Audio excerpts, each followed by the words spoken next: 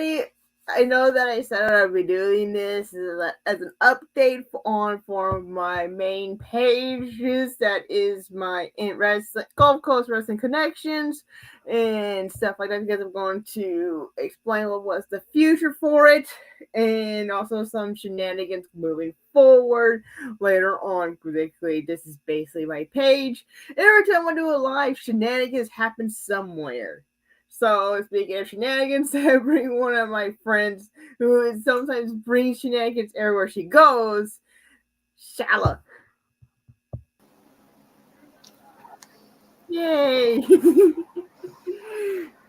We're trying to convince some of our friends to pop on here, but right now I want to talk about the basics right now for my insider stuff. Like next year, we'll be marking 10 years of going to the indie wrestling thing. So basically, 10 years that we've seen all the wrestlers in the Panhandle and some shows in Georgia and Bama. And I wanted to try to get better with it.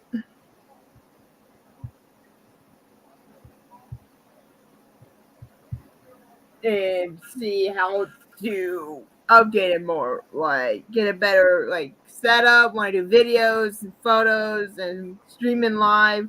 I know that there are some places like I get no service in, but I'm trying my best to get the best effort.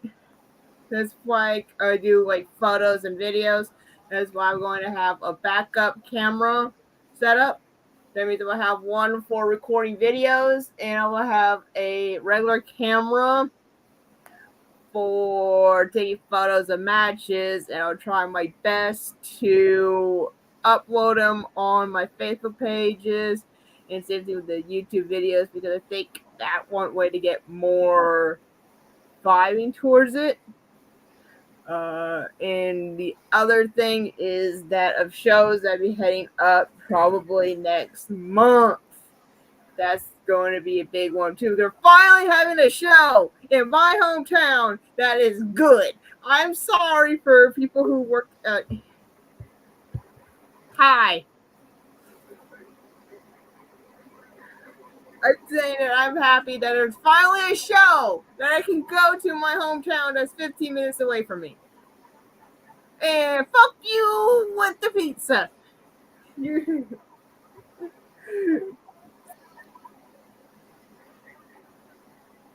No.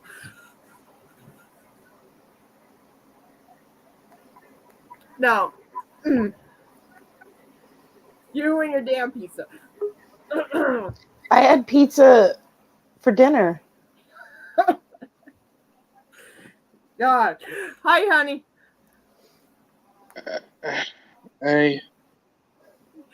So I'm going to show people some of the shows that will be heading up this coming week. Next month, actually. Let's go.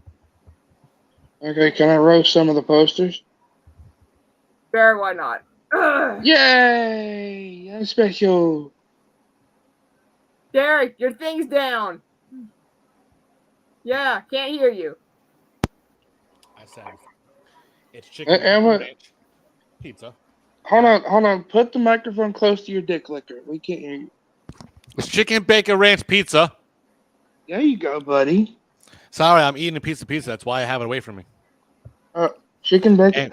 And yes, you and I are going to roast the fuck out of these posters. Okay, chicken bacon ranch, dude. Let me tell you about Subway. Have you ever had the chicken bacon ranch from Subway? Uh-huh. Dude, that's the best sub. It's fucking delicious. Okay. That is not the best sub. The best. Yes, ma'am, it is. No, it is not, sir. The best Yes, sub ma'am. for fucking Subway is the fucking sweet onion, fucking chicken teriyaki one with lettuce, tomato, spinach, black olives, cucumber, pickles, banana peppers, sweet chipotle sauce, salt and pepper, followed by the sweet onion sauce, and it has to be made in that fucking order. And the bread you put it on is the sweet Italian urban cheese with American cheese, and you lightly toast it until the cheese is halfway melted. No. Yes.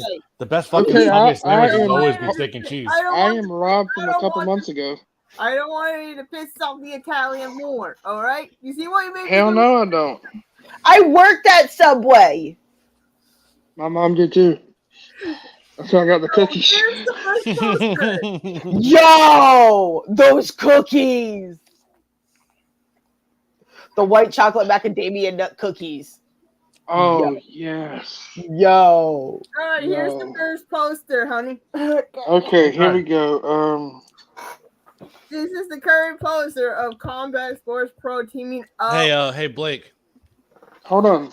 Okay, wait. You know the guy in the That blue actually mask. looks like it could be a good show.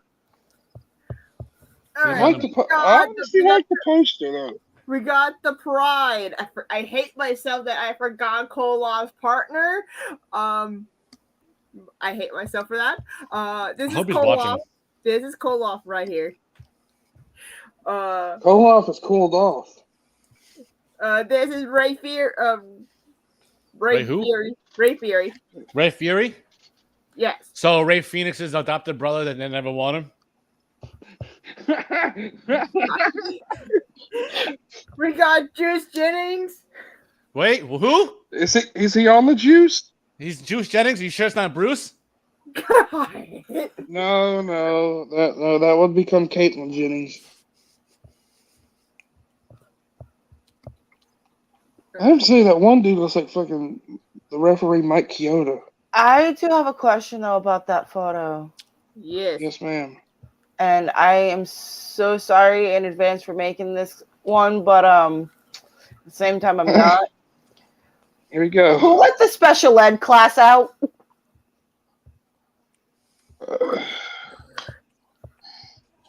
Okay. That belt is too big for that Yeah. small man. That belt looks like it's a fucking cheap toy that was bought off a Wish. The people in the mask look like Shark Boy's children. That's Lucha. I could get Muhammad to make a better belt than that. I'm dead. The one with Lucha, his okay, fucking fists up, it looks like he has to take a monster ass shit, and he's trying to push it out. Oh, Bobby Robin! Trump. My twin! What's up? What's up? What's What's up, brother? up, Robert? Are you eating chicken? Yeah, I'm fat as fuck. I'm eating pizza. My grandmother dropped off like 6 fucking pounds of chicken. Oh, I'm on the last three legs. At least you're eating. I'm happy you're eating, brother. Yeah. I'm on the last 3 legs. Wow. In the past, I want to say 6-7 hours, I have devoured all the chicken she brought over. I Fuck. bet, man. So, with all the legs you've had, do you kind of feel like your ex-girlfriend? No. Did you Because- open them wide? Because I didn't steal about 10 grand from someone in 6 months to get all these legs. Oh. How's your truck? The company they're supposed to be getting my doors from. Yeah. Apparently that company is fucking up. Uh-oh. The only thing they need are the doors, so they can get the doors, put them on, then paint the doors, and the truck's done. Apparently they've been trying to get in contact with this company for the past week. If they want the doors, just call Jim Morrison's grave.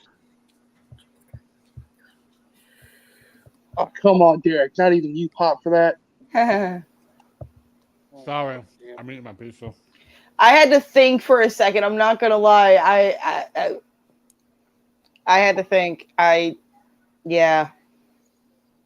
But good one. Okay, look, I'm not.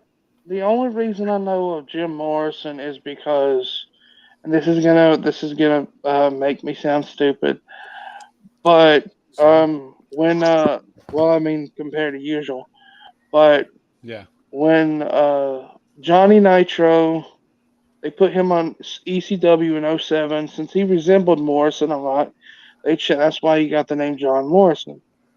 And that's what I found out about Jim Morrison. So the actual Then- reason you got the name John Morrison is because that was apparently his quote unquote birth name. The fuck was that? Sound like a hyena fucking sneezing. I sneezed. I think he just scared the fucking jihads over in Iraq. So Bronco, I think it's at this time mark you want to insert a headphone warning. I will put a A good thing I got mine on low. Yeah. Got my bows on low. All right, we got another poster. Okay, bring it up, sexy. This is another show that we're going on. It's going to be next month's show. Also, Okay, let's see this. Okay, honestly, I like this poster. I'm sorry. I like the other poster. I like the combination. It looked like the Mortal Kombat thing. Does look good. Okay, compared to indie posters like 10 years ago, these things have gotten so better. Mm-hmm. There is something old school about this one that I can't But technology has appreciate. also gotten better, so. Yeah. The tank though. There is It- something really old school about it that I can appreciate. I mean, it's It looks nice. like and- Robert's asshole after Chipotle. I mean, done. do we need me to take out my asshole so we can judge? No. Please no. no. Please want me do to? not. No, please do I mean, not. Blake, apparently it looks like my asshole, so apparently Blake wants to see. No, Please. well, Please, for the love of God, do not take out your star, Patrick. No! wait, hold on. Does that make you SpongeBob? Yes, all day. The That fact that makes you think Derek that I Squid- actually fucking Wait, is dropped my Derek fucking Squidward? pants on the live stream without Yeah, having to I'll- alter on my waist. SpongeBob, get out of my house.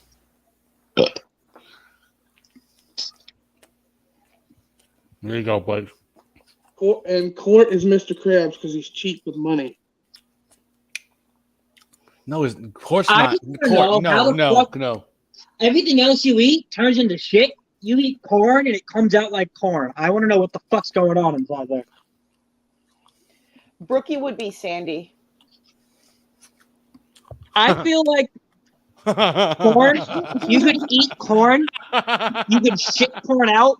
All you gotta do is clean the corn up again, and you could eat it again. I am not eating corn that come out of my own asshole. How do you know? It looks the exact fucking same as the way it went in. That is because I our can bodies tell. cannot digest it. Yeah. So Blake's like, I'm not gonna eat corn that came out of my asshole. I'm gonna take it. I'm gonna clean them some bitches, and I'm gonna feed them back to you on another fucking plate. And you can be like, corn again. Okay, you're not Buffalo Bill. You're not going to force me to do something I don't want to do.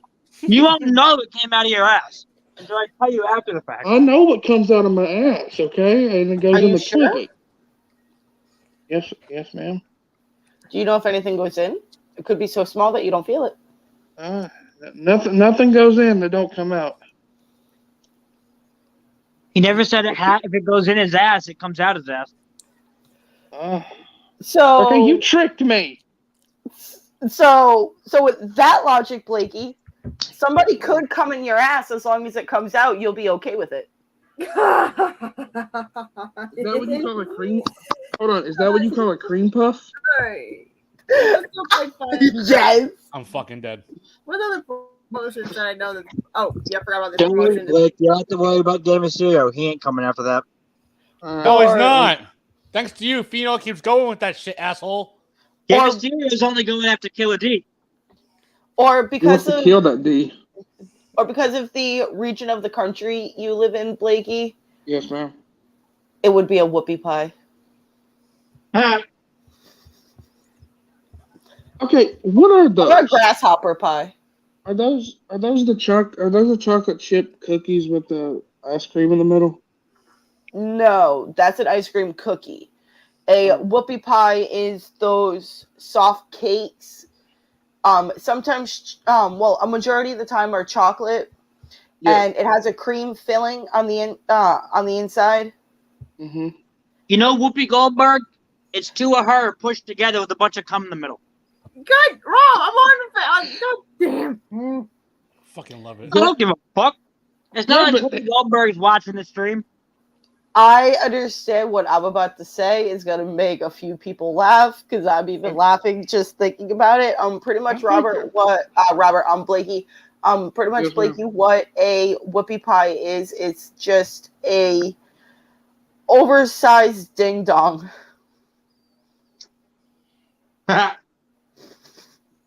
So it's a Tommy Lee. Here's another It's post Tommy in the Lee. show. I am not mature enough to say that. Yee, this is going to Chaosville already. What do you expect? Wait a minute. Hold on. Is that Parker Bordeaux, the Lesnar guy? No, it's not. I thought it was. It's not. It's just another dude with shitty prison tattoos. And then when we hang out at the skate park, we actually have I hope something that productive. We can make something of our day. Yeah, if he wants to, like, if he's watching, fuck it. I Badasses don't care. sitting on Fortnite. Okay, he's watching stuff on the wall. Listen to the voice. My mom said, I'm not doing this. Not this one. I don't want to hear that shit. I was gonna Yeah, I gotta ask turn her, down but, that. like, there's too many Wow, people that dude. are just, yell at me because she started, Hold on. Where are these shows happening at? This is happening. I don't mute him. This is No, in going my on. family, before guests come over, I'm getting screamed at, and then when the guests are here, just, hey, Bethany. You hear that voice, Salah? No, so That's Anthony. So I was with TJ, right? Because he was gonna like babysit the kids with me. I'll answer Blake's question. The That's my show's son. going to That's go. my son, Blake. The show's going to be at Panama City Beach, Florida, on August 13th. So next Saturday, and then look who's going to be there. Charlie Haas. He still wrestles. Yes, he does. Which one's he? Look, I'm sorry. I am a big mark for him and Shelton Benjamin as a tag team. I think it's Charlie Haas. They're one of my favorites of tag teams. No, wait, this is Okay. not Charlie Haas. This is James Stewart's former tag team partner, TNA. Chris Harris. Chris Harris. Yeah. That dude is bloated. Mm. He's like a fucking cuttlefish. We got Chris Harris. We got the Unprofessionals, Cameron Thomas, and Justin Overstreet. I guess. Okay. Hey, Wait, whoa. Zoom in on the guy in the singlet. Oh, him? Derek, is that your father? The fuck? Yeah. That is Chase Stevens. Okay. Oh yeah, Chase. Oh yeah, okay. The Naturals. He was a team. I can't remember the guy he teamed with. They were managed by Shane Douglas back like 05 in TNA. But yeah, I think that should no. Are you sure that's not your dad, Derek? No. Speaking of So which, it's- how's your brother doing? How's Richie? He's doing all Oh, right. hi, Thomas. Andy Douglas. Oh, Thomas. Oh, I forgot. I forgot about Culture Shock final show. It's also going to be happening that month as well. I need to find that poster one quick. Where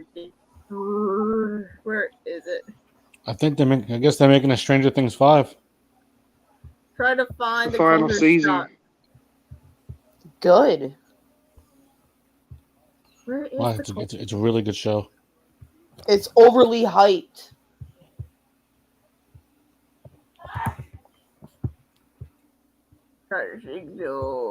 Uh, And honestly, a majority of people who do watch it are only watching it because other people are watching it. And it's because they are sheep. They're not able to form their own opinion on anything. They have to be told what to like and what to watch, and therefore they watch it. They don't know any better. I gotta say, the first, like, I remember when the first season dropped, like, nobody was talking about it, and I watched it. First season is really fucking good, and the second Yes, it season is. is even better. What are we talking about? Stranger Things. I've only watched like 4 episodes okay. total. Hold on. Did Okay. you watch the second season, Alright, didn't you, another Derek? poster. Another poster. You gotta, dude. It's been a while since for it, so I'm gonna rewatch it. Do you remember This the dude that one played actually Billy? looks kind of good. Yeah. Okay, IPW is having a show on August 20th. Culture Shock. This is the poster for it. It is their final show on the 27th of August. Oh, damn, closing I down. like the poster for this one.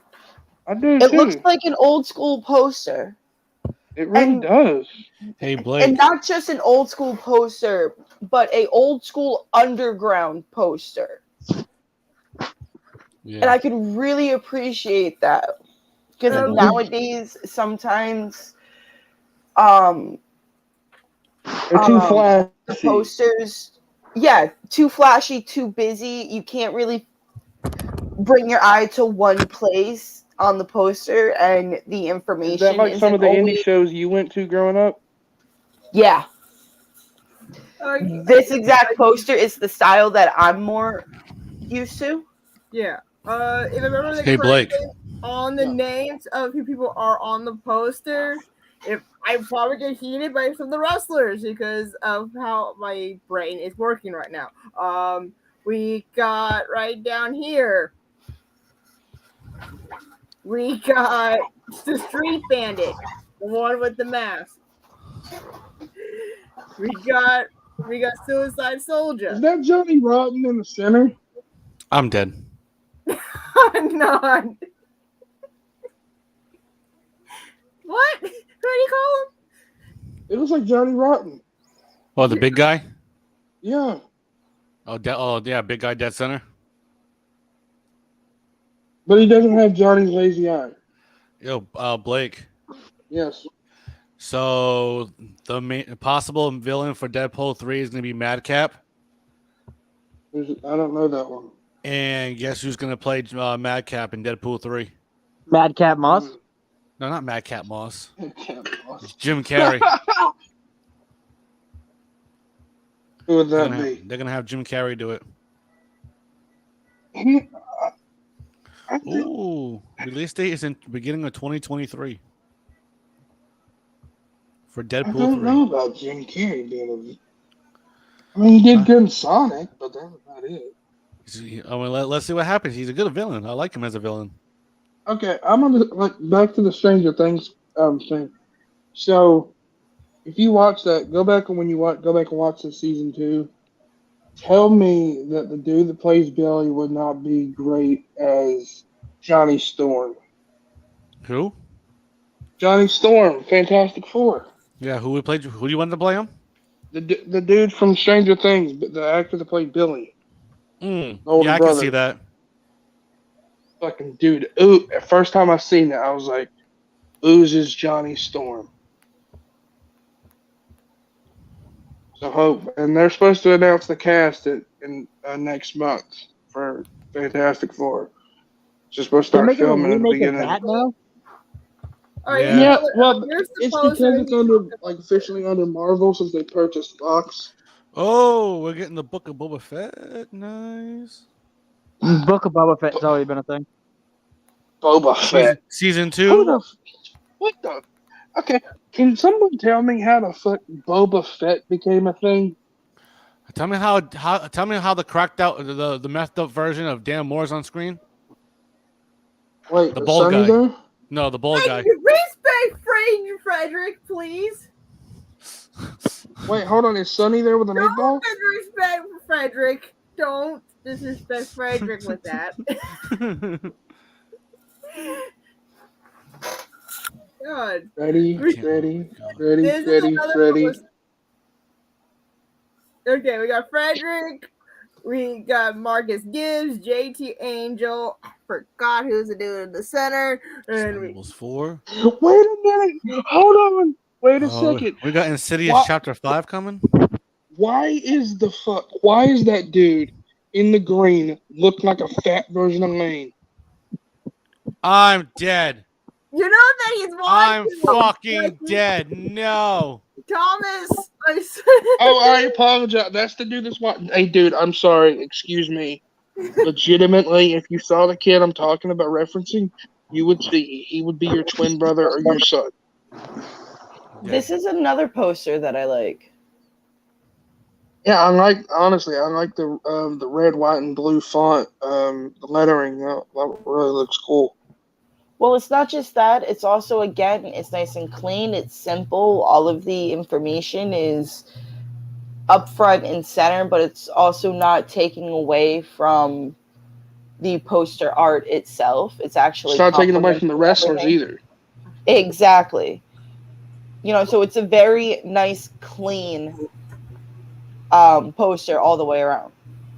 I This agree. match better wholeheartedly. have a surprise match of a Joe Biden wannabe versus the entire roster. God. Wait, hold on. No, a Joe Biden wannabe versus every vet that's in the crowd. Cool. Rob, why don't you go down to Florida and do an impersonation of Biden? Do a run-in. It's this thing called that costs this one little thing called money. Okay. Brooke could fly you out. Like, I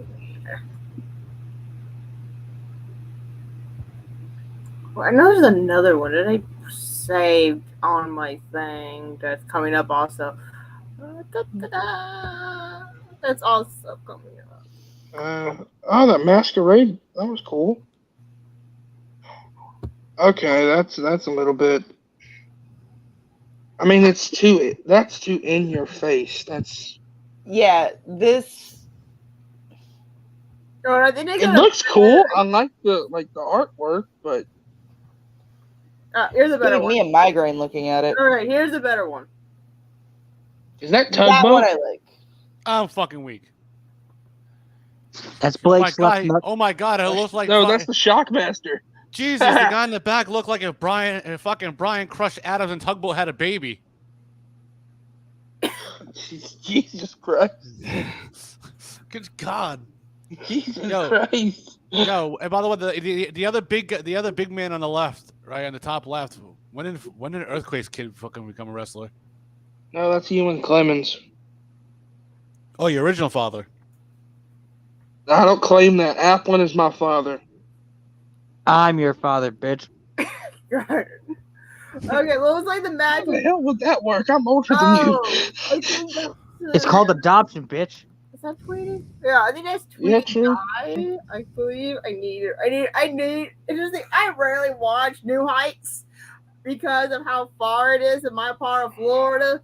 But I got the few matches I have seen, that is okay. So that is Tweety Die. That's the big man's name. Weedy Die. That's that I can say that's unique. It looks like he is facing Suicide Soldier for the NHW Heavyweight Championship, and Tweety is the champion. I hope I hope that that hot dog and handshake is worth it. Then we got a grudge match between Mr. Handle, that Mike Fanson versus the Atomic Playboy AJ Strokes. What? Women's match Strokes. Lindsay Snow and Emily Locke. Wait. With a name like Strokes, his nickname should have been the Cock.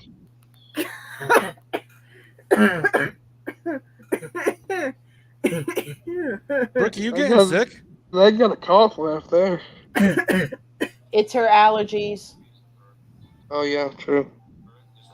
We Have you got taken anything? going to be there. Christ Brothers with Danny Jack, Preston Vision, Ryan Holiday, the Exodus, Shane Gibson, and the Gulf Coast Regulators, Scarface, Roland Broadley. Cool, man. Have you taken anything for your allergies though? Yeah, I've been taking them. What'd you take? What'd you take? Like Benadryl, stuff like that.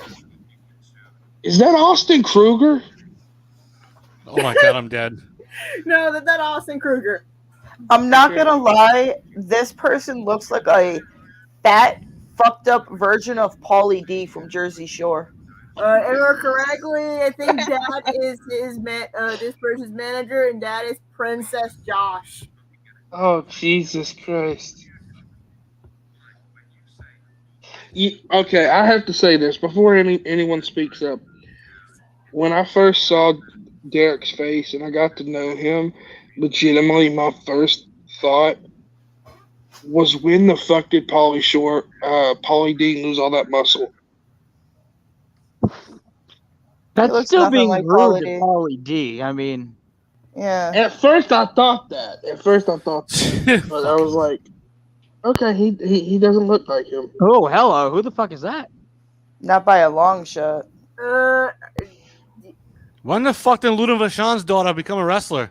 This is her name right here. In the blue. Lindsay. I I'll don't. put the D in Lindsay. Well, like she did some AEW spots, GCW Shine, and most recently for XPW competing in their women's tournament. She has an MMA experience as well. I mean, Rob, if you give her another tattoo. I'll give her a tattoo, all right. It'll be a dick imprint across her face. God. I mean, I don't mean to be disrespectful, but with their logo, I do think they need to re-graphic their logo, because with the cards and the lettering and stuff like that, it does look a little bit busy, especially with the coloring and then the pure size of the font. If they just dial back that down a little bit, or Lightsaber for helping us out.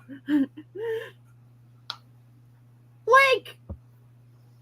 God dang it, I hate when he does that. Get your ass back in here, boy.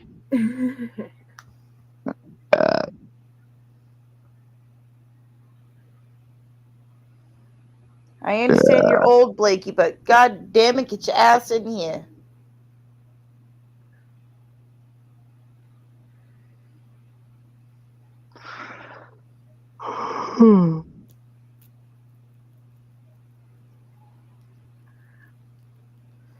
I am so glad my stomach is not bothering me like it was last night, Brooke. Oh, I bet. That was something fierce. Woo-hoo! Yeah. You knew it was bad when I almost threw up. The person that was causing it. God. Oh, let's see here. We're trying to find my other events go. Where do I know it's here. I'm just not going to take Glenn's advice and have more than 5 sliders from White Castle. Because if I was doing what I was doing last night off of 5, I can only imagine what my stomach would be like with more than 5. Oh. Okay, so here's another one. This is from Hybrid Pro Wrestling. I know the owner very, very well, Mr. Tim. Alrighty. This one is a little too busy, and I'm also getting gay porn vibes from it. It might be because of the middle fucking dude being fucking shirtless and with that 1970s pedo stash. Oh, Cali Man. But that is definitely right. a gay porn ad. On the bottom right, is that the guy from Violent by Design?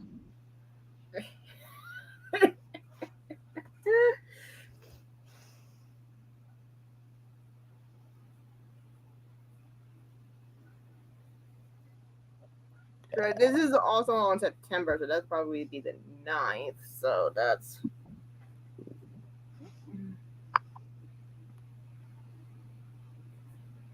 I just marking down days of shows that I might want to go see, and this is basically their return show since the pandemic hit. They've been adding like combine their roster to other shows, but it's their first time doing their actual show at a place. If I remember correctly, I could be wrong. What else? What's another show that is coming up recently?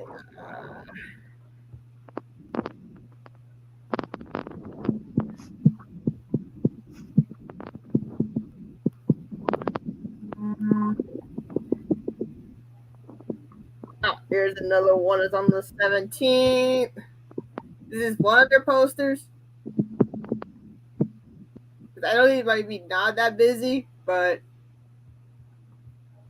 it's up to you. I like that one. It's nice and clean, simple. I'm a firm believer in posters for stuff like this don't need to be overly done. And, you know, honestly, the simpler the better, honestly. You just want to focus on the quality of the imagery versus how much stuff you are able to get on one poster. Yeah, that's the only poster they have for that particular event. That the only thing they have on the page is from last event. Go back up here. Here we go. And it was this one right here.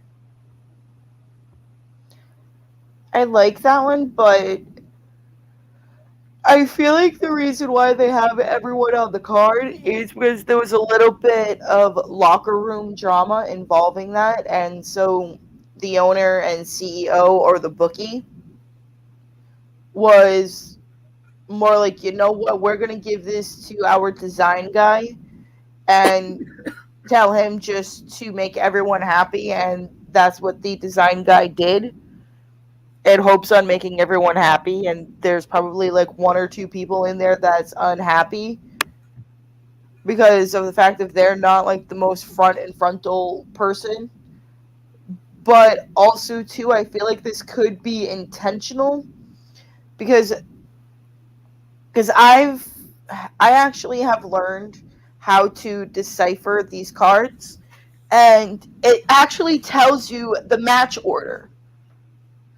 The two most center would be your main event, and then it would go like first, second, third, blah blah blah match. You can typically figure that out, and if you're one that pays attention to like storylines and stuff like that, you would be able to figure out what is a tag team match and what is not just by looking at the poster. Yeah. And I'm guessing there's like one or two tag team matches on here. Guys, I'm heading out. I gotta get up early. Bye. With the one or two tag team matches, I can tell that there's probably like one in there, but it does look like it would be a very, very fun event just by the way that the card is. Yeah, speaking of, there is a tag team, and it is these people right here. They are called if I remember correctly, called the Lucha Twins. No, the Wrestle Twins, because they are twins that wrestle, and they are really good in the ring, and they're full of energy and full of like straight up hype up the crowd, full of energy. Like same thing with Ziggy right here, with Izzy right here. He's full of energy, like pops up the crowd like no business.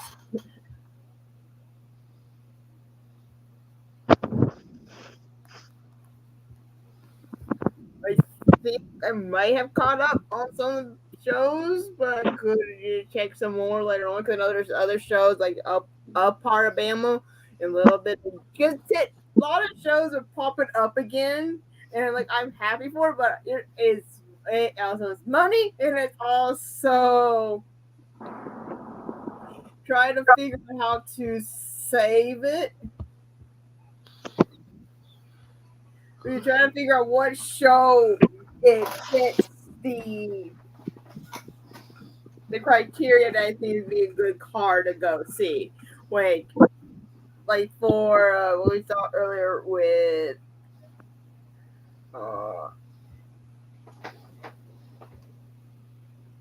just had it.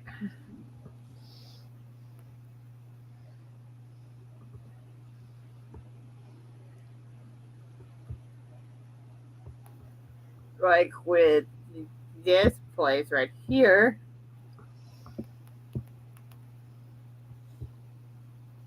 With Oh, this sorry. I'm listening. It's just me and Robert are also having a private conversation about something that we noticed. Okay. We'll discuss it with you when we go private from this. Alright. So, like, for this example, 'cause again, I rarely see I only been to one of their show once, but luckily this place did post some of the matches already.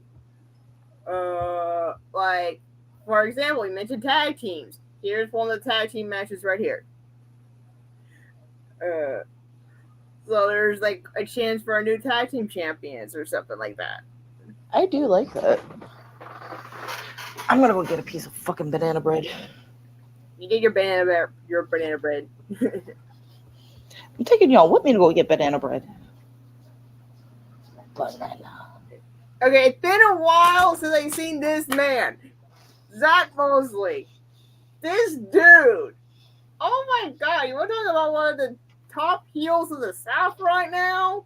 This is him. He looks like a fucking steroid version of Zach Morris from Saved by the Bell. I just made you choke. Holy shit. I did something Blakey can never do. You choke. Oh, I made you choke twice. Ha ha. I'm superior. You're my girlfriend now. God. Not sorry, Blake.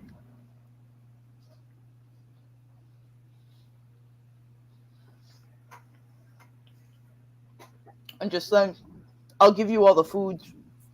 Hey, you're Italian, so you make all the good food. I'll just have you lay in bed on your day off, and I'll cook you food and bring it to you all day. All right. Also, another thing about this one is, out of the few shows that we have seen and I promoted, this is one of the few women matches, and I know this hard for women wrestlers nowadays in the indie scene to get some notice, but I'm happy we finally get some. And The blonde looks like she smelt something before the photo was taken. That I don't know much about these women. I think it's in Golden once. Maybe somewhere when I went to VCW in Bama, probably. It's been a while since I've seen any of her work. The blonde looks like she's about to get payback on her fucking ex for sleeping with her sister. She's like, I'm about to fuck your father and your brother. Keep it in the family, bitch. she also has that look on her face of the My the dick's spoiled- bigger than yours. of the spoiled 16-year-old who is in a relationship or a relationship with a dude that is in his 20s or 30s, and he ends it, and she's like, oh yeah, my dad's a cop, watch what I do. Oh, here comes the fucking typical G.I. Joe motherfucker. Okay, and the dude that's doing that honestly looks like he has to fart. The G.I. Joe dude looks like he's got to take a massive shit.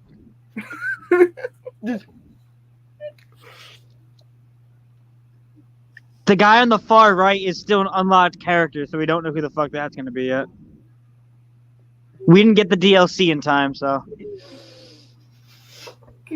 So we got 2 tag team matches. We got a 2 out of 3 falls, a women's match. Go back to that poster. Is there? Yeah. That one is giving me celebrity deathmatch vibes. Celebrity deathmatch vibes. Carry on. That. I guess it's most of the stuff they have on the thing here. But look at the actual page. Were those fuckers already bleeding before the match even fucking started? I think they took the photo when they won the tag titles. They just kept it that way. I was gonna say, they better not be pulling fucking Sandman shit and like cracking their skull open before the match even fucking starts. I don't. I seen it when they won the tag title. They didn't do that. I feel like Sandman would have been the perfect spokesperson for the Tampax commercials. You want to see how good these are? Smack, smack. See, my head is bleeding. Try new whatever Tampax. See? No more bleeding. Even though, honestly, and I understand I'm going to quote Family Guy on this, but this is just coming from a woman point of view. I'm fine with the commercials. Great. They get the point across. They get the information out. Great. I want to see a video of a girl actually putting it in. But my only thing is, they can creatively, they can run with it creatively. I do not care. But the only thing that they are not allowed to change is that liquid color. It has to stay blue. No. They better not change that fucking liquid color. They must. No. Yes. Even though I think that would be so much funnier to do in like a 6th grade health class in the boys section just to see what the boys would do. I think in 6th grade, I don't think anybody knows what the fuck that is. Guys, I don't think boys know what the fuck that is in 6th grade. They're My like, brother knew in 4th. oh, I didn't learn about that shit until I was in my fucking teens. My brother learned at the School of Home. He opened up the trash container to throw out something, and he saw the wrapper and asked my mom what the wrapper was, and she explained it to my brother.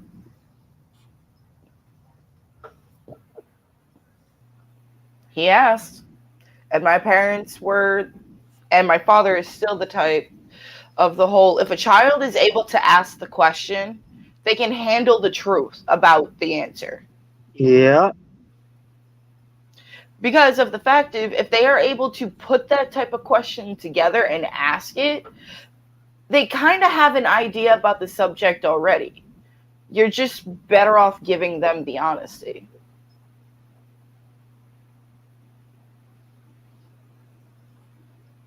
That is why when it comes to telling my kids where do babies come from, I'm just gonna Mommy and Daddy went online.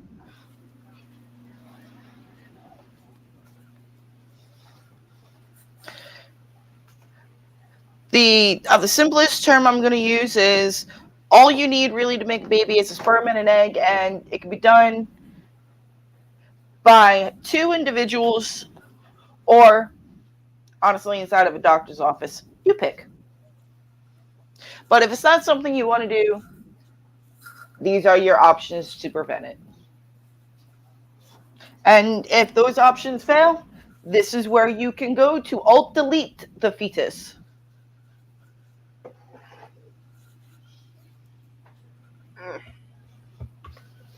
I found another show also on the 13th. It's all the way up in Bama. I need to get it. I really wanted to spread it out more, but because of how fuel is and all of that, we got Spartan Wrestling.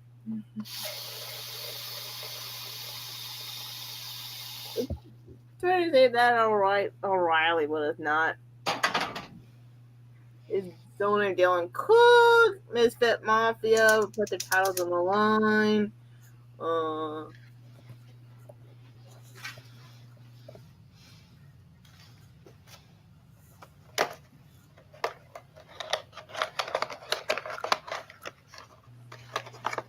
Daryl Crawford.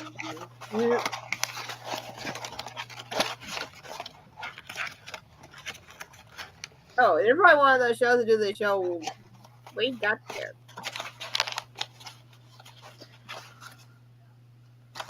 They're trying to make tea. Mm-hmm. Watch out how many cups of sugar that Charlotte's gonna put in her sweet tea. Nope, not sweet tea. So no sugar. Okay. Ah, it's sleeping time. So, okay, so we got this promotion. Spartan is also on the same day as for New Heights. So basically, Bama and New Heights are going to have a competition day. Looks like. I don't think I understand because you can't control the days that people book shows. But sometimes there's a part of me that I get torn if it's two shows that I love watching and they both on the same show day. And I was like, which one do I want to watch more? It drives me insane when that happens. Like, I want to follow this storyline because I love it so much, but I also want to follow this storyline.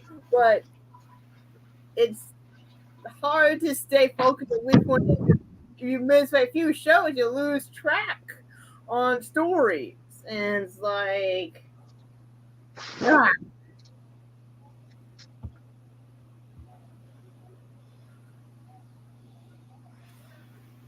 Hopefully, I try to get better with this. And once I get a better setup, do more streams and do more. Hopefully, I do interviews again with wrestlers again. That is one of the goals I want to do. Just rebuild this again because next year we mark 10 years of going to indie shows, and I've been trying my best to rebuild this since the whole Facebook hack, and I have to rebuild this from scratch up, and I really want to get back more into it, like showing the photos, showing the posters, and stuff like that to help out in the Panhandle and the Gulf Coast area of wrestling. I might want to spread out to go outside the Gulf Coast in the future, but I want to practice the Gulf Coast area because because my home and it's a lot more shows kind of close to home now, and I want to try to get more into it.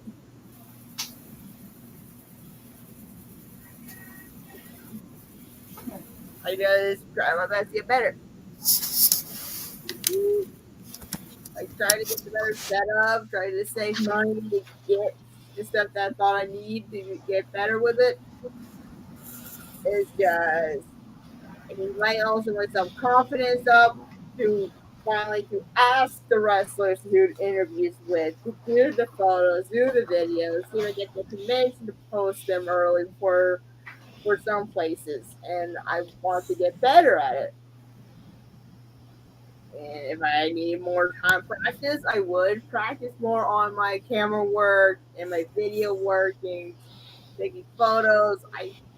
If you ask some of the wrestlers that know me, I could probably take some good photos any day of the week if I had the time to make it good. That's why I want to upgrade my iPhone, because recording photos and videos on iPhones are a lifesaver for me, because I love that feature with phones with recording the photos at the same time, because you get better details with that. I wish some more phones would do that feature, but that's why I probably need an upgrade. Because I had this phone since I graduated high school, and so yeah, so it's time to get this an upgrade.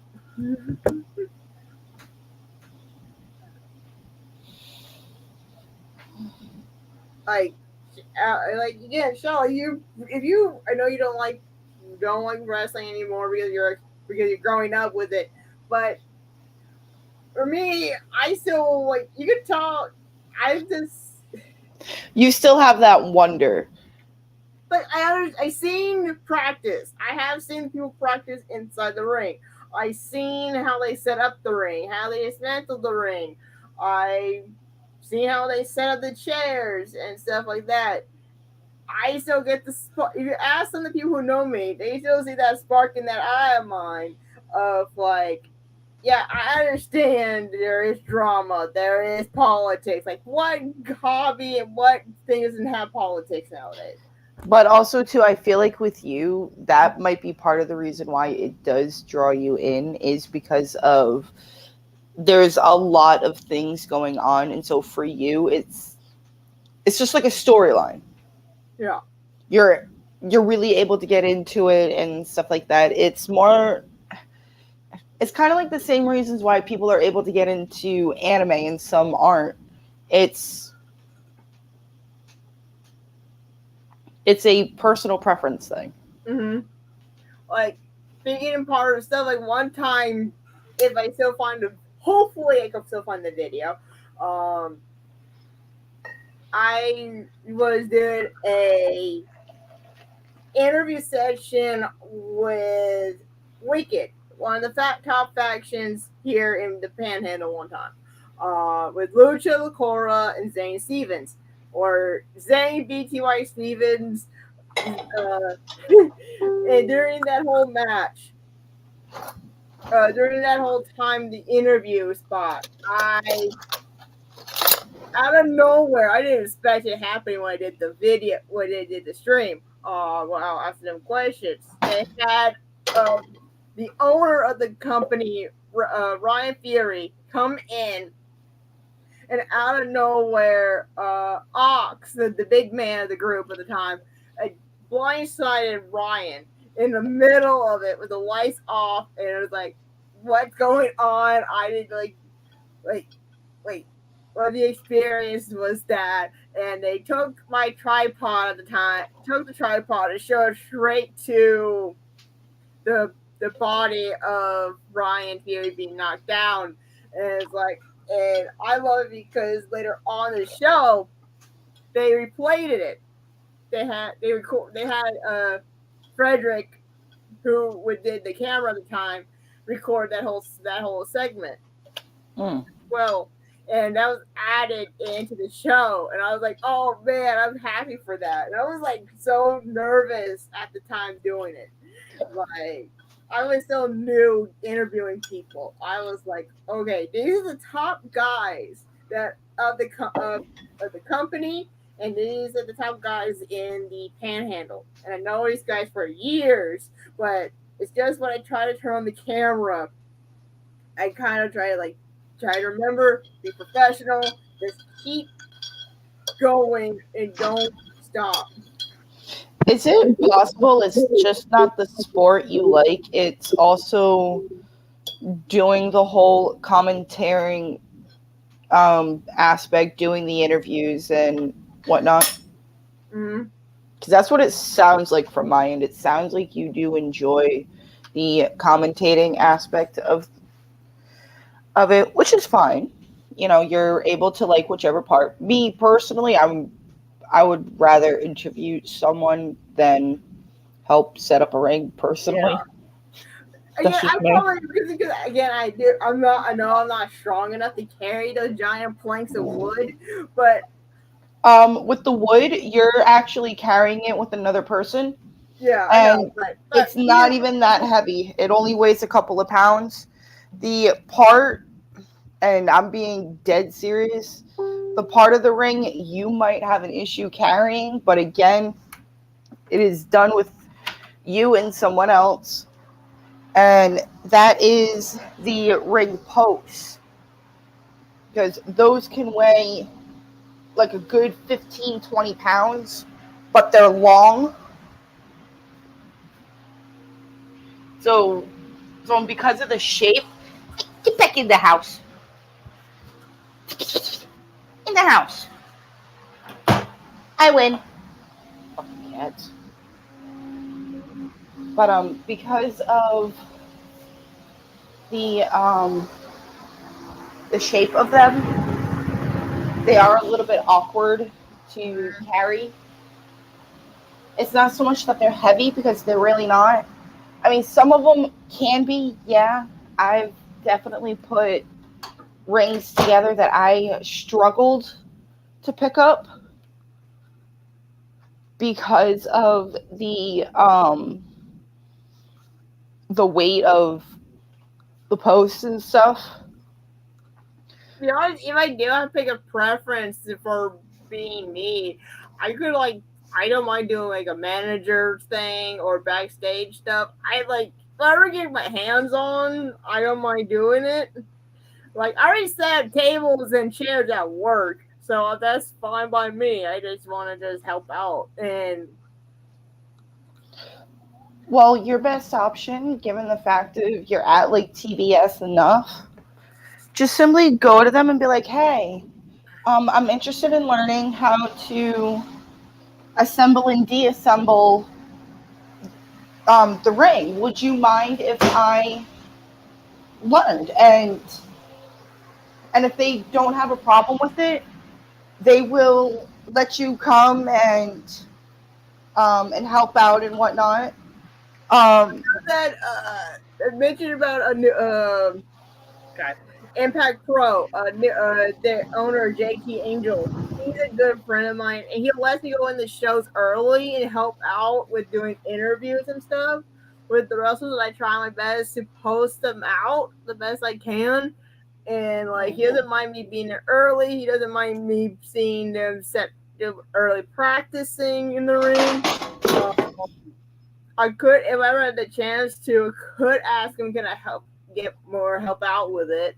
Because again, I really wanted to learn more about it because again, it's my favorite interest to talk about. Like, Yeah, if it's something you definitely want to do, I mean, talk to the guys, and just simply put the word out there that you're interested in learning how to put the ring together or how to do chairs or guardrails. And they will appreciate that help so much. And it's because when it comes to setting up the ring or chairs or whatever, you can get a bunch of volunteers to sit there and say that they're going to show up.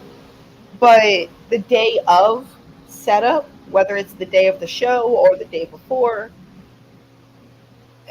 you're lucky if like 6 of the people that told you that they will be there to help set up do show up.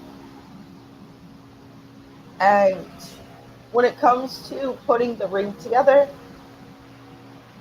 if you have ever watched them put the ring together piece by piece from the ground up, that way that they do it is the same way that it's done each and every single time. mm-hmm. There are a little bit of a difference between a flex beam ring and fuck, I can't think of the name. But there's 2 different types of rings for wrestling: a flex beam and another style. A flex beam, up underneath the ring, you have these cables Mm-hmm.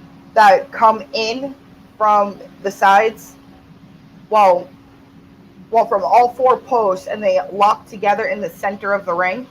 Mm-hmm. And what that does, when somebody comes down onto the mat, instead of the mat stopping like this, where there's no movement, the whole ring and the mat will move with the person. So instead of the bump being flat like this, it will do one of those. The center will kind of bow outward, will kind of drop outward, and it's to relieve impact. Yeah. I think I have a photo of one of the rings that they have. Like,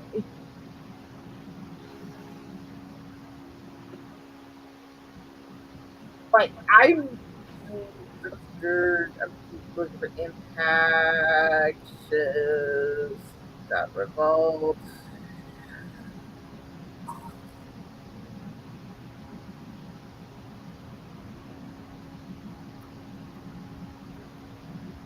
Like I've seen so many like different ring styles. I've seen like the very flat rings, like on the floor style rings.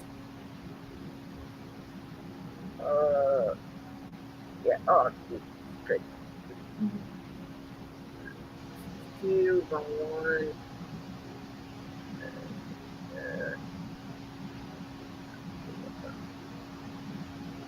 Something like this.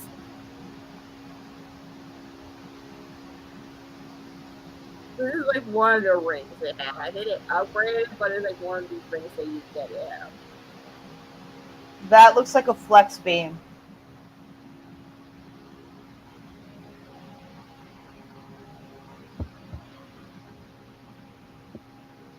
It's a very low profile ring, so yeah, I'm guessing flex beam.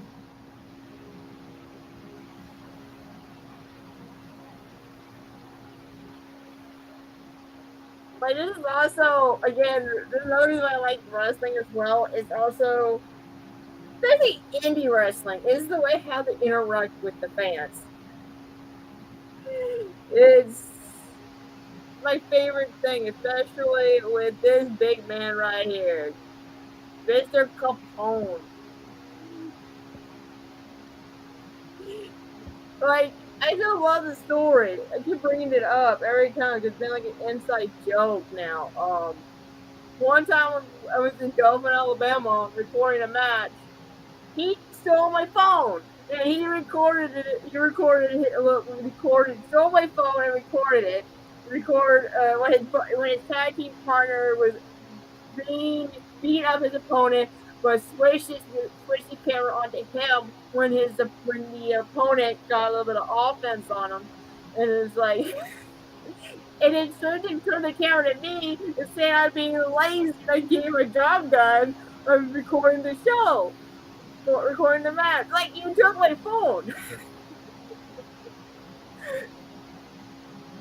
Like, I just like that kind of thing, like the interaction.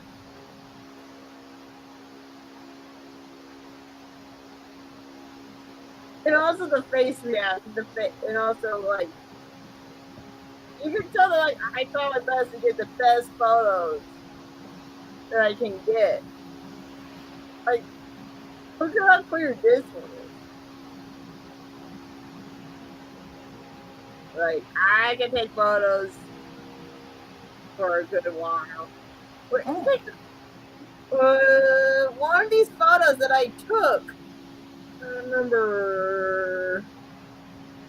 She wasn't on this side of photos. One of those photos I took, one of the wrestlers make it as the autograph photos that he made. Cool. And I was like, oh man. And I was like, I really like. I'm happy that one of my photos is 8x10.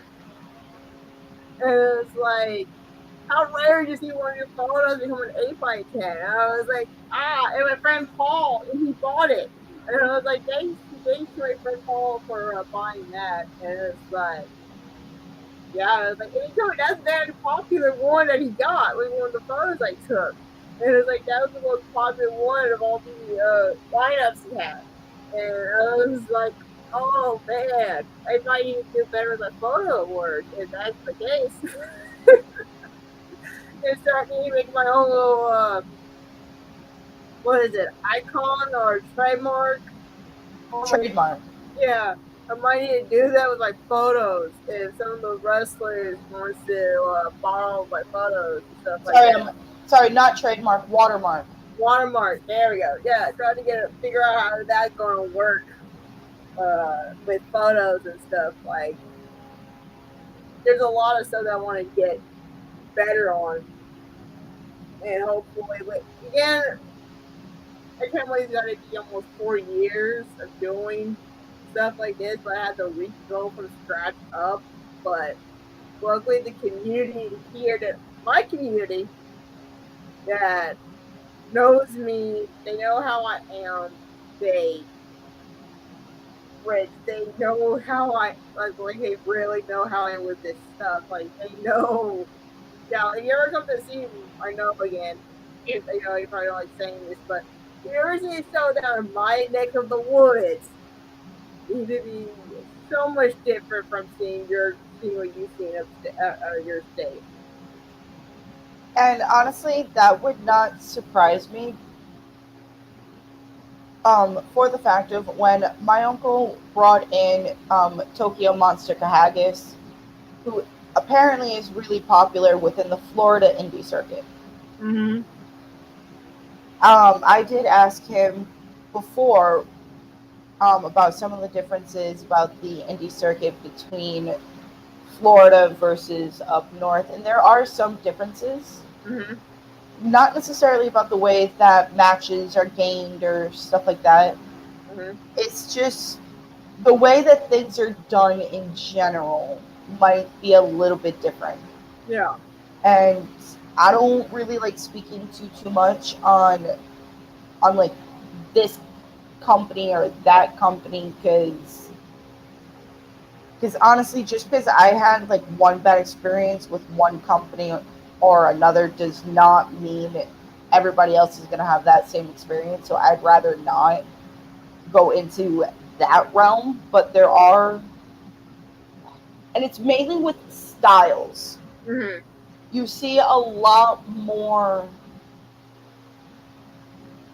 How do I put this? You see a lot more bright and colorful gimmicks Mm-hmm. coming out of Florida than what you do coming out of the Northeast region. However, though, the people that are doing the bright and colorful are from like Miami and stuff like that, so South Florida, so it makes sense. Mm-hmm. I mean, one of my uncles who goes by Mr. 305 or Big Mike, he's from Florida. And same exact concept with him.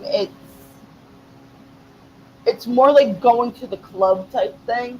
And I can respect that. I honestly do. And it's because it's something different. It's something fresh. It's something that I haven't really been too exposed to.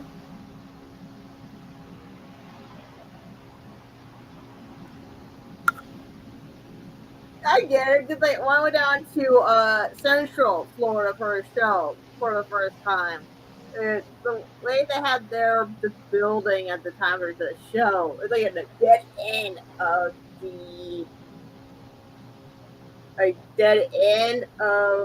a bowling alley, like another small cutout of a bowling alley, and it was like, okay, it's interesting. Like, yes,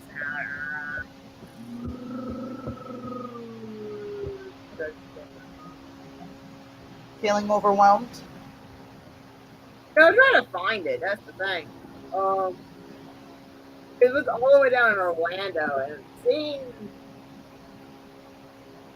And I know Orlando is a little bit away from you, at least 2 hours from you. 6. Hey, I was kind of close. I said at least 2.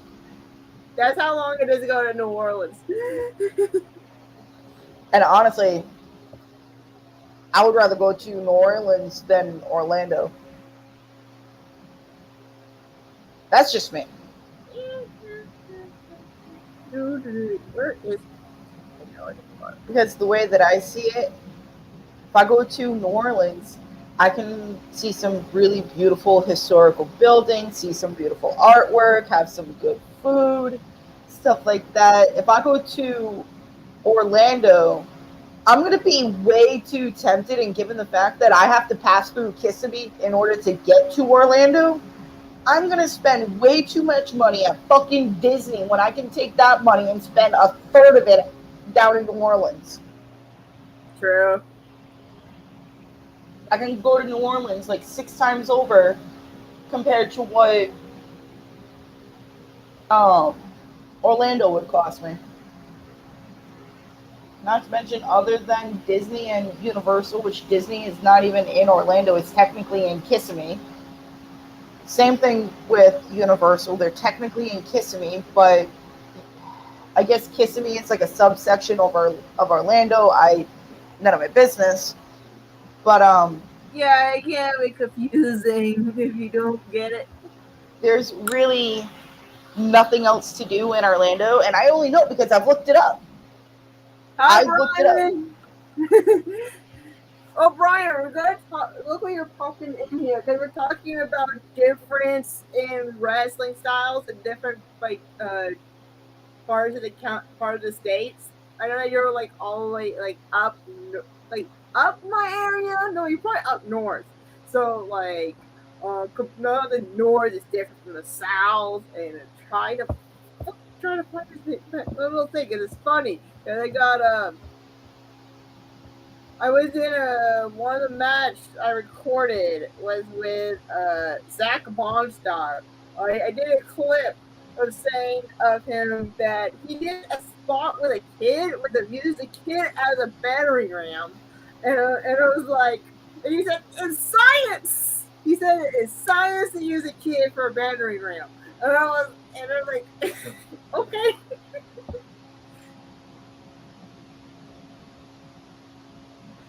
Hey, I like to get the kid a special treatment and use it as a battering ram. You're trying to think it out, aren't you? I literally feel like SpongeBob from that episode. Well, not SpongeBob, but that couple from SpongeBob with the clam of the sponge plus starfish equals clam, question mark? Yeah. Like that. If there was a thought bubble over my head, that's what the thought bubble would be. Again, you gotta love professional wrestling, the randomness that we've seen in the world of indie things. Even though the one gimmick I really want to see, and I will get fully back into it 100%. I would even be a big ass fan, and that is if a dude did a stripper Patrick gimmick. I mean, quite honestly, most of the guys are already halfway there to begin with. So might as well just fully commit. I dare you to ask one of your guys at the show you work with. If you're still watching, Brian, if you have one of your workers do that as a dare, I'll be like, there we go, that's a dare for you. If you can't sell that for money, I'll be like, dude. Have a stripper Patrick and SpongeBob match. God. Hey, I seen the sweet tea stuff, man. When the sweet tea was popular, God.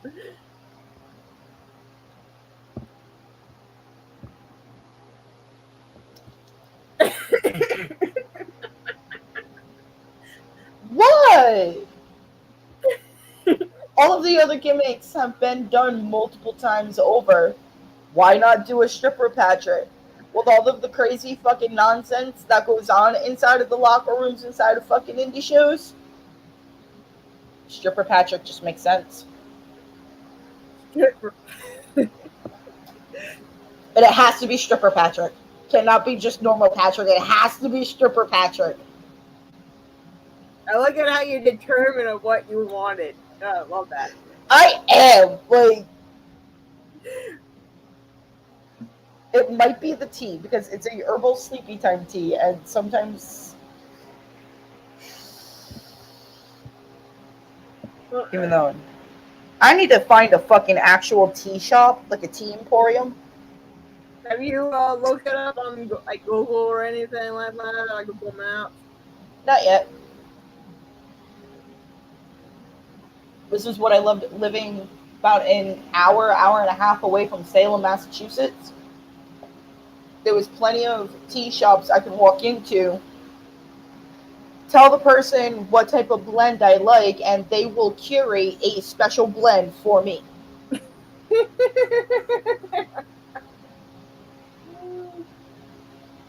Listen, Listen, Linda, I know all about the secrets. I grew up, okay?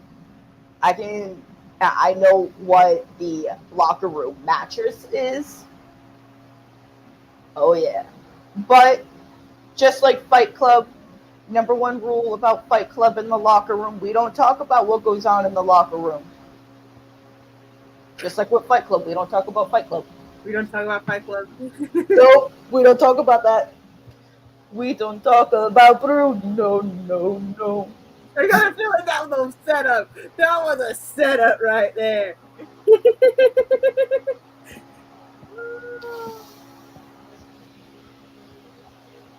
I think I should cancel my Disney Plus membership at this point. God. You know what, Ryan? If you're not busy, if you want to pop in, I can send you the link so you can talk about this because I think I'm curious to see how your idea of that be an actual thing. I'm wondering. Like question, like how do you see it though? Like how you how do you see like them probably if people it, okay, they made me think about it like I see someone dressed up as a Cookie Monster. I see someone dressed up as Michael Myers. Yeah, there's someone that dressed up as Michael Myers. I love how when I type into Google Stripper Patrick wrestling gimmick. I really do love how when I just typed in Stripper Patrick wrestling gimmick into Google image search. Yes. One of the first few photos that popped up was of Hulk Hogan. Oh, by the way, Brian said locker room mattress. What the F? I've been working for almost 20 years and I have never heard of a locker room mattress. Brian, locker room mattress. A chick that gets passed around in the locker room. A chick that solely dates wrestlers and sleeps her way around the locker room. You mean like a ring rat? Yeah. I think that's how he knows that as a room mattress, probably. Up north, they're called locker room mattress. Ah. He might know it as a ring rat.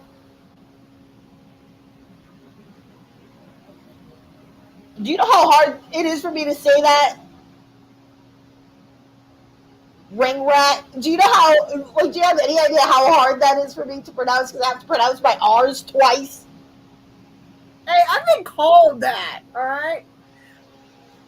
Somebody called me that in a promo once. It was like, "Boy, you have no idea what you just did."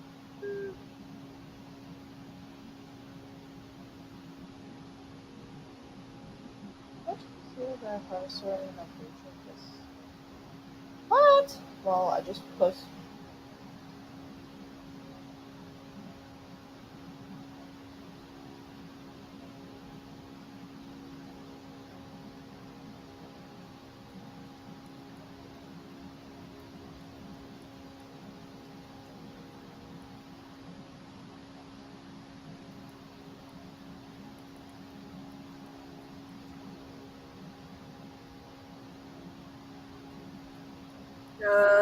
We all have one. Things that hasn't changed. I think I sent you the link, Brian. If you wanted to pop in or not. He said he was at his job. Well, he said yeah, but he won't be on camera, like to talk for a few minutes.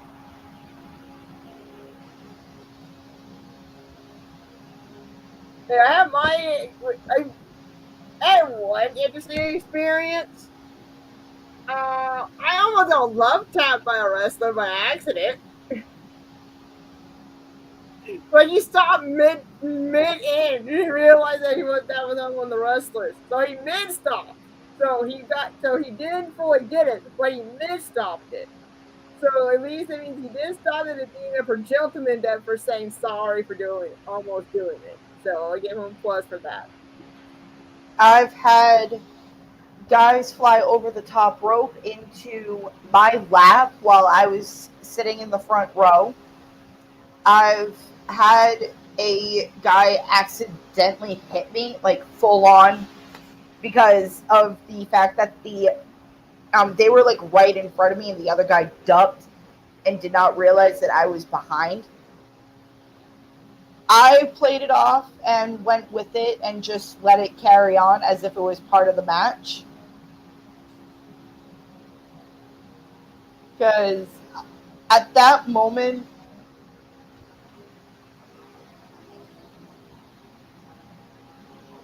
no, I can't unsee that now. Right? In the chat, Justin said, well, just posted a teaser for my CeeLo Drive horror story on my Patreon. Guess that means I actually have to write the damn thing. I did the Little Einsteins thing of the whole, we're going on a trip in our favorite rocket ship. Right. And someone, I'm not entirely too sure who, the photo is just a black. That's probably Blake. The Blake, I tried Yep. to change his photo, but he wanted that. Yep, Blake said with the Little Einstein Hello, Brian. thing, said, holy shit, Parker looks like this little fucker from the show. I look like what now? Not you. Not you. So, Brian, I don't even know enough. I don't even know enough about you to diss you. So. Oh, well, give it a minute.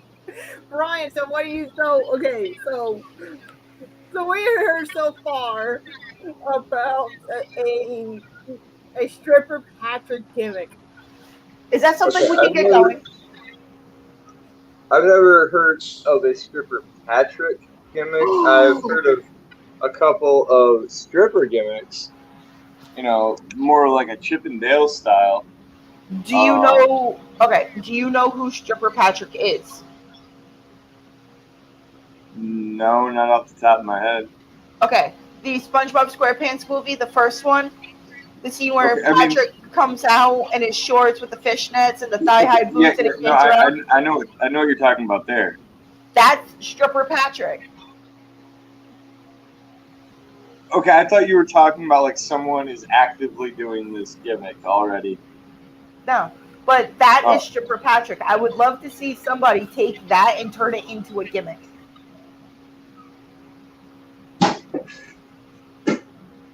I mean, like I said, there's plenty of stripper gimmicks out there, and like you could incorporate and tailor certain ideas into gimmicks. That's done all the time in indie wrestling, especially. But I think what you're looking for would almost fall into more like the Japanese style of comedy gimmicks rather than the American style. True. But I just think that would be hilarious. Well, I can't disagree with you there. I mean, and I'm not gonna lie. Stripper starfish. Not gonna lie, I looked up on Google Image to see if a gimmick has been done involving Patrick Star as a stripper.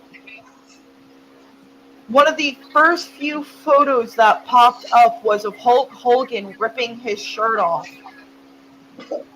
And all I typed in was stripper Patrick wrestling gimmick. And a photo of Hulk Hogan ripping his yellow tank top shirt thingy off.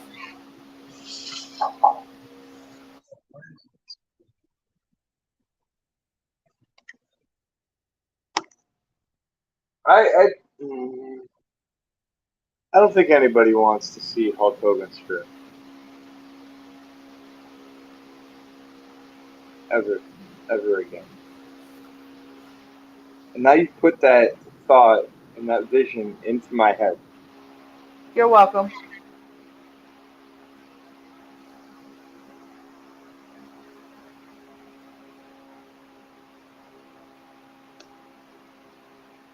Give me the shame look. So what's the new book?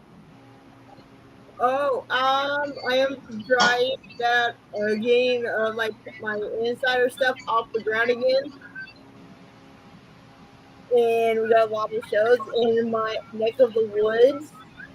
And I want to try my best to promote them. As I said, from how I found out there are 1, 2, 3, 4, 5, 6, 7 shows around in the Gulf Coast. At the moment, I have not found anything in Texas, and Georgia, or Tennessee yet because I don't know if I ever go to Georgia. Now you were talking about like the differences between wrestling down there and wrestling up here. So I'm curious. You have all these different promotions. Are they using the same guys, or are there enough workers to like go exclusive with all of them? In my neck of the woods, they do share some of the same guys. Combat, Revolt, Elite, and XIW, and also Impact Pro, and they do share the same guys. So there are people do go around the same companies. So that's why I want to try my best to go, and also maybe a little bit in New Heights. They do have it. They all share the same people in my area. So there's that. But do the companies acknowledge each other, or do they ignore each other's existence? Like as far as an on-air kind of thing. There's some that do acknowledge it. There's some that do different. Right on. Yeah. Oh, and also there's AWF. There's also that. They are combining with Combat Pro for a show once.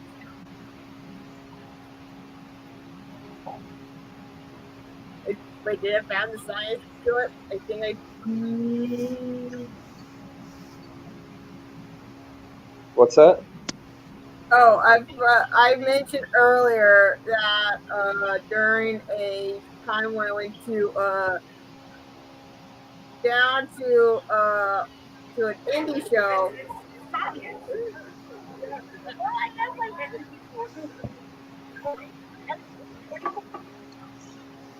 And I use this as a gift next time when someone would say science. It's Monstar, so there's that. Good old Zachy Monstar. I didn't get the whole clip, but it's just this. Hopefully you can hear it.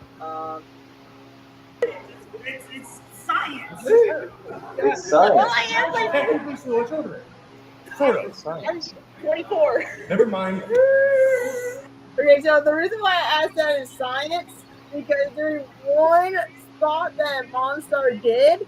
He used a kid as a battering ram. Nice. And it was like, and I asked him about that, and he said it's science to use a kid for using it as a battering ram. That is good to have for scientific purposes. I think that you do more damage if you sent the kid feet first, but as a heel, I'm gonna send that kid head first. I haven't seen the video of what he did, but I think it was feet first, I believe, or head first. I need to rewatch to see what it was.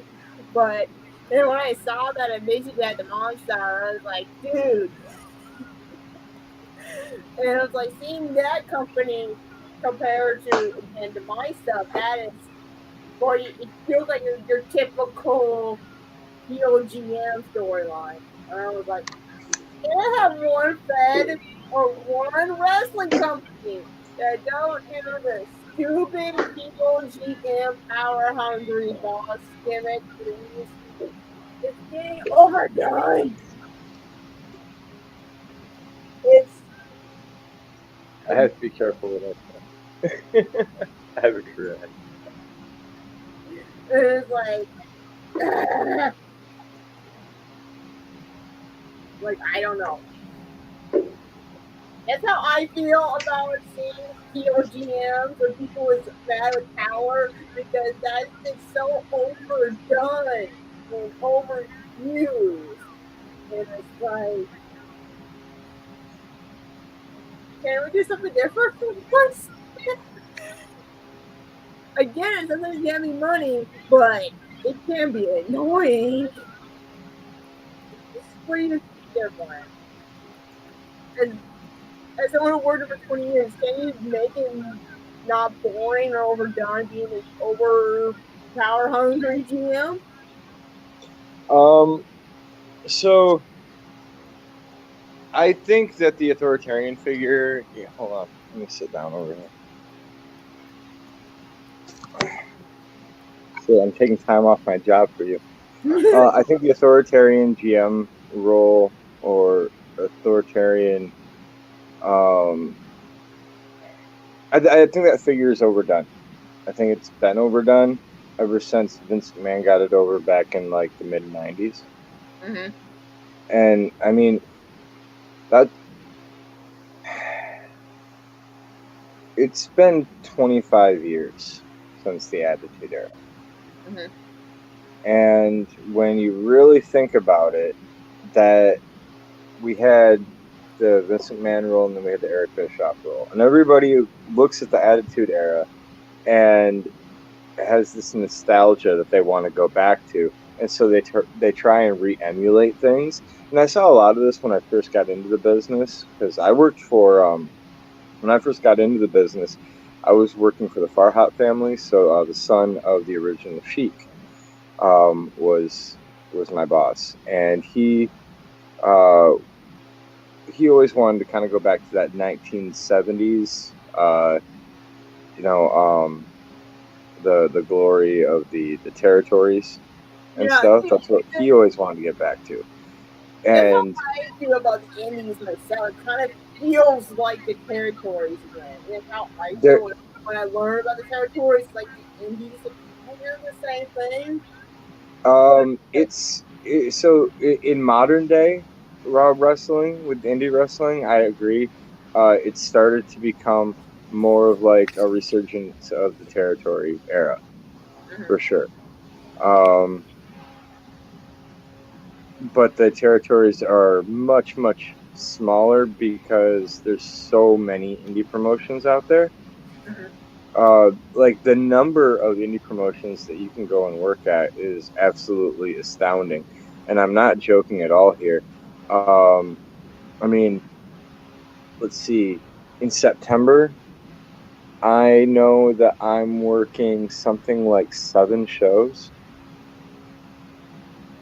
There's only 4 weekends a year, or 4 weekends in a month, and that's just, talking as a manager.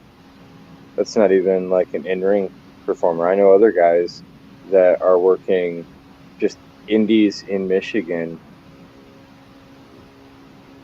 18 days, 19 days a year in ring. Oh, I've seen a couple of people do get double booked here. I've seen that happen a lot lately.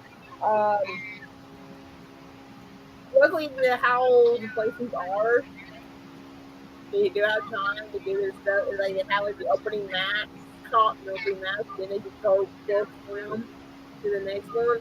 I get it. But it's funny how it works.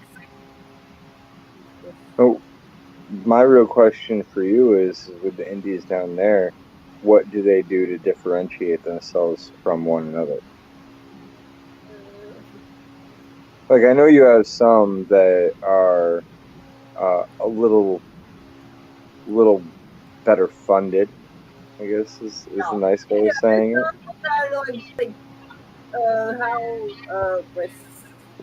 Because I got my Google Photos up. There's always help as a huge aid, right?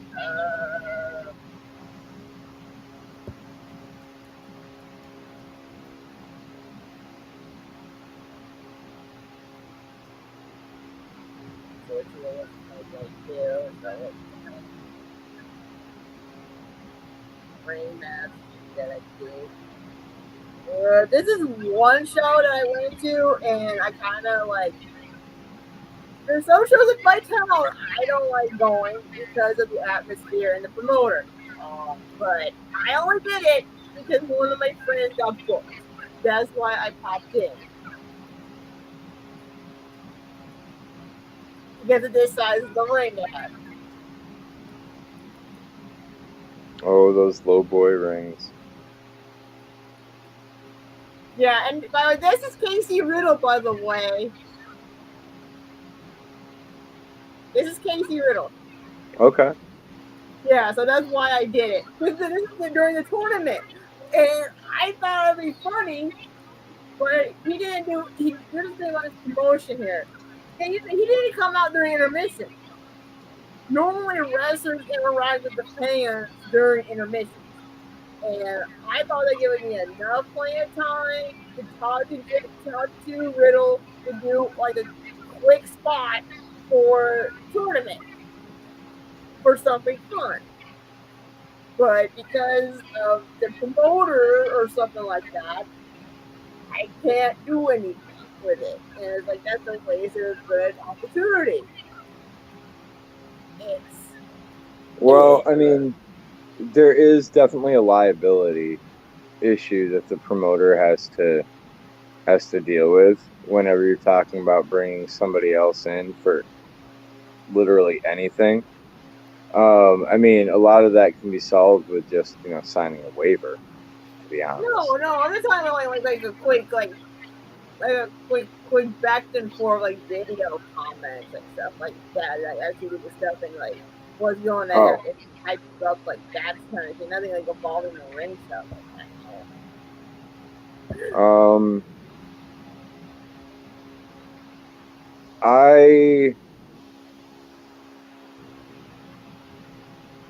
I mean, I guess it would depend, like, if you had some kind of, like, storyline thing that was being developed, but under most circumstances, personally, I would say that there's no, like, you let your talent do what they want to do as far as an online personality, because, and this is kind of like, kind of the beginning of the pitfall that WWE fell into with the whole exclusivity deal. Like, at the end of the day, wrestlers are independent contractors. And so whether it's me or any other personality, we're responsible for cultivating our own image, good or bad. Again, as a heel, it can be extremely tricky because you're trying to be an asshole online while still trying to get people to like you, which is like this weird. Yeah, I understand completely because again, I've seen how things are in my indie scene department, like right here.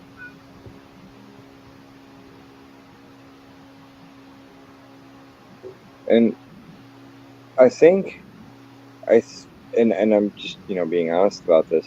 There's a lot of promotions that want to get that edgier feel, that more like hardcore ECW, CZW kind of feel to them. And I think that, I think in the long run, they're doing themselves a disservice because, if you really start to, think about the long term with professional wrestling, and I'm gonna be really honest here. Brooke, you love wrestling, right? Mm-hmm. And you've loved wrestling for a long time. Yeah. Would you say you're addicted to it? I mean, I have a whole room full of wrestling figures next to me, and I have an autograph. No. It's okay. It's okay. I don't want you to take this as a knock. I don't want you to take this as a negative, because at my house I have just as many pictures and bells and action figures and pop figures and all that stupid stuff up on my wall too. Mm-hmm. You know what I mean? Most wrestlers, most wrestling personalities, before we were personalities, we were just huge fans, marks. You know. Okay. So when you take it to the next step, when you start talking about like the business of the business, you start actually looking at it and you go, well, if I want to have a long-term successful business, and it's all about it's a fan-based business, then it's optimal for me to get those fans when they're kids, not when they're adults, when they're kids. It's more optimal to have a family-friendly product because it's a product that your mom and dad can bring Timmy and to, and then they can all have a little family experience. Most long-term wrestling fans will tell you that it was something with like a parental figure in their youth that they latched onto. Like, oh, I used to watch wrestling with my dad. I used to watch wrestling with my grandpa. I used to watch wrestling with my uncle.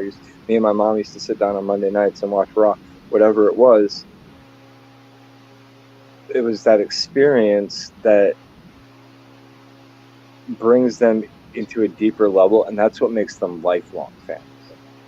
And if you're trying to build lifelong fans that are going to keep coming back to your product and see your product in a positive way over 5, 10, 20, 50 years, then the more family-friendly product is the way to go, which is why WWF, back in the 1980s, when they had their, you had Macho Man, you had Hulk Hogan, you had Sergeant Slaughter, and Ultimate Warrior, and all these like really larger-than-life comic-style characters.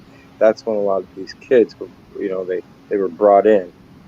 And even the Attitude Era, I would argue that it wasn't stuff like, I mean, yeah, there's a certain part of it that's great that you had, Stone Cold Steve Austin versus McMahon and all that stuff. But you look back on, there's actually a wide array of characters. You had Goldust, you had Val Venus. Val Venus is a very different character from like a Ken Shamrock, but you got to see those two go at it, right? With this wide array of characters and gimmicks, it had its own callback to the 1980s, and that's why I would actually say it was a boom. So what I think you need to do is you need to have a wide array of characters and gimmicks that people can latch onto and get inspired by and are easily identified, and then you combine that with a family-friendly product. That's how you're going to have more long-term wrestling success. Right. Most promotions though are only seeing it in the short term. They're like, we have to be, the Attitude Era today. 1997 has to be today. That doesn't work, because 1997 wouldn't have, Stone Cold Steve Austin wouldn't have been Stone Cold Steve Austin if he wouldn't have been able to get pissed off all through the early 90s. Same thing with Foley, or The Rock wouldn't have been the same, or Taker wouldn't have been the same. Although Taker, fucking gimmick that should have failed, quite honestly. And you turn around, it's one of the greatest gimmicks of all time. But he had all through the early 90s to kind of cultivate that gimmick and learn that character and understand that character before it really took off in the main event scene in the Attitude Era. I don't know what I'm talking about. I know, there's a couple of, my favorite characters or wrestlers in my area. I don't know if you may have heard them. Lucha Lacora. I'm sorry, say that again. Lucha Lacora.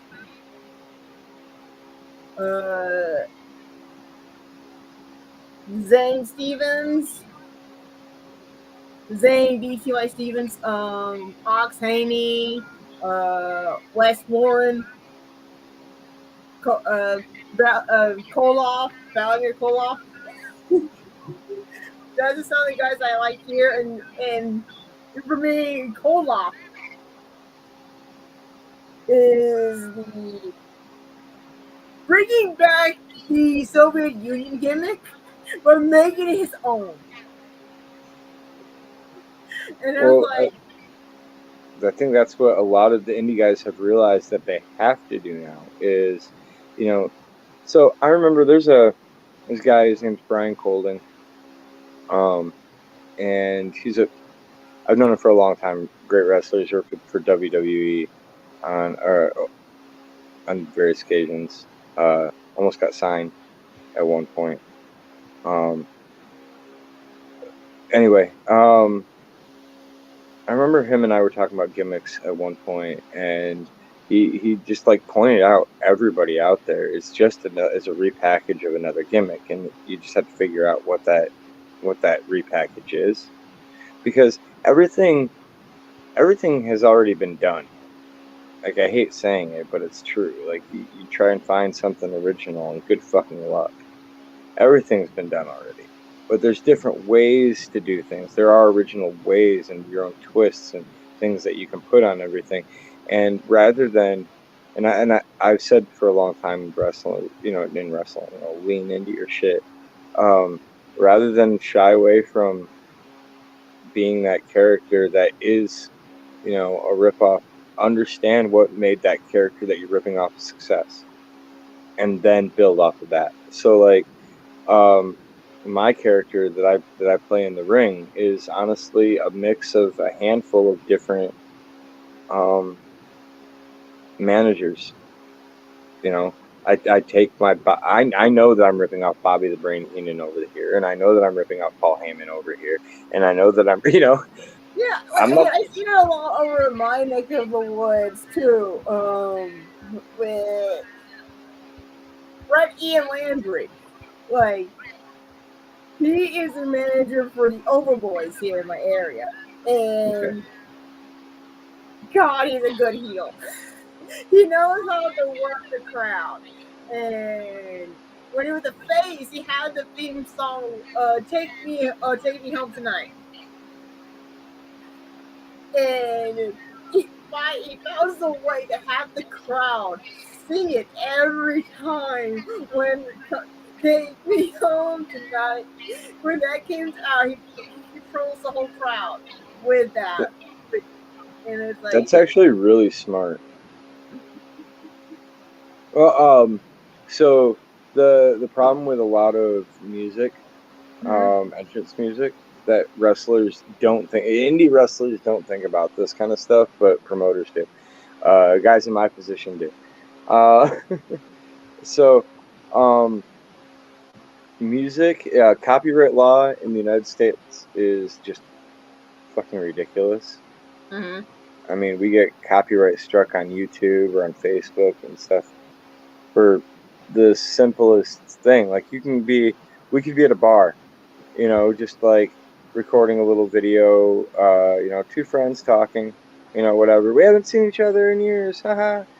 And you throw that up on Facebook, and all of a sudden it gets copyright struck because, some song was playing in the background. Right. And a lot of wrestlers don't think about the fact that copyright law, using those copyrighted songs, like, you use a copyrighted song for your entrance theme, and you can get screwed over because now all of a sudden, like, you can't play that video. The company that you wrestle for, now they can't monetize that video. Right. And if that promotion that you were wrestling for can't monetize that video, then that's money that they can't make and bring back into the company. That's money they can't use to bring you back and pay you potentially more. But with what you're talking about, having the audience sing it is really a smart move, because you can't get a copyright strike off of an instrumental version being sung by an audience. That's big brain.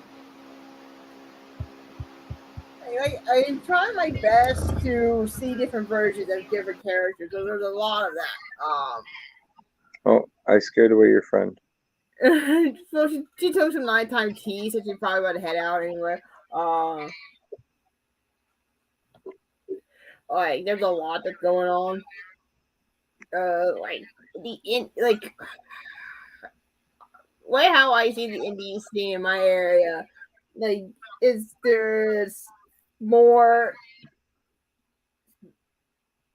It's like spread out. There's some all the way down, like maybe like 3 hours apart, maybe like 30 minutes, 15 minutes. Is like try to find the right place to figure out, and I think they're gonna have the same shows on the same week. It's hard for me to pick which one to watch, especially like two favorite shows. It's like I mean, I don't know exactly how to. I'm guessing that you have a few more workers to populate promotions down there, just because I know that there's a good scene down in the Florida, down in Florida especially for us indie wrestling. Yeah, up here, in Michigan. I'm in Detroit, and just in the Detroit area, we have a ton of wrestling. Like, you can find wrestling every weekend, no problem. The bigger problem for us is, avoid, finding a venue, finding a good venue. Mm-hmm. A lot of the venues that want to bring promotions in, don't have high enough ceilings to do full aerial, and that really limits a lot of performers. Mm-hmm. If you can't come off the top rope, oh yeah, I've seen that a lot lately in some of the places that do have matches where the high flyers can go the ceiling, and I know some of the wrestlers kind of hate that, especially with Soldier. He had one match with someone before, and he had to touch the ceiling like this. Oh yeah, I've seen several where they're like, they got two hands on the ceiling, they're balancing themselves, and they still, with those, that's still even better than some of the places I've been. Like, some places I've been, you cannot full stand up on the top rope. Like, middle rope, okay, but not the top. And even if you can fully stand up, if you're touching the ceiling like that, then you can't. Whatever you do has to be a move where you're like really going out over the ring. Like flying to the other corner, as opposed to like an aerial move. Like, you can't do a lot of your flipping moves that you need to get a higher elevation on. You know what I mean? Like, there's going to be no 450 splash, as an example, because you can't get a high enough elevation to get the full rotation in before you hit. It's just not possible. So there's, I've seen that as a problem, everywhere that I go. But in Michigan, we're also, Detroit, you're lucky if you're in Detroit, because you do get to see wrestling all the time. When you're out in like Grand Rapids, Lansing, Kalamazoo, Traverse City, Muskegon, like you'll still get wrestling, but it's more, maybe once a month or twice a month if you're lucky. Mm-hmm. You'll get shows out in those areas, but only in like Southeast Michigan do you really get a lot. There's a good scene in Ohio. There's a good scene in Indiana. Hell, we'll get wrestlers coming all the way up from Pennsylvania. So that all kind of, over from Chicagoland.